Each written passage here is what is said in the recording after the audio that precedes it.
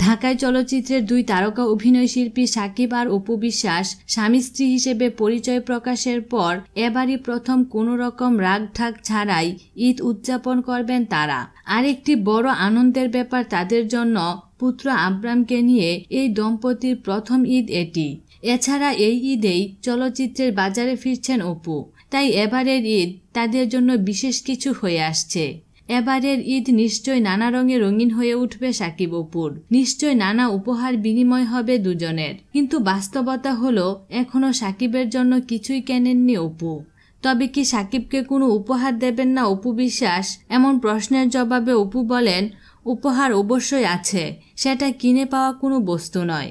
অপু বিশ্বাস বলেন, সাকিবের জন্য তো ওর সন্তানই সবচেয়ে বড় উপহার, আর কি লাগে একজন মানুষের। পরে অবশ্য অপু হেসে বলেন, মজা করলাম, ঈদের আগে নিশ্চয়ই কিছু কিনবো।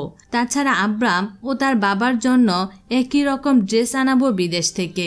বরাবরই আমি আব্রামের জন্য বিদেশ থেকে পোশাক আনাই। বিনোদন জগতের নিত্য নতুন খবরাখবর জানতে আমাদের চ্যানেলটিতে সাবস্ক্রাইব করার জন্য আপনাকে আন্তরিক ধন্যবাদ।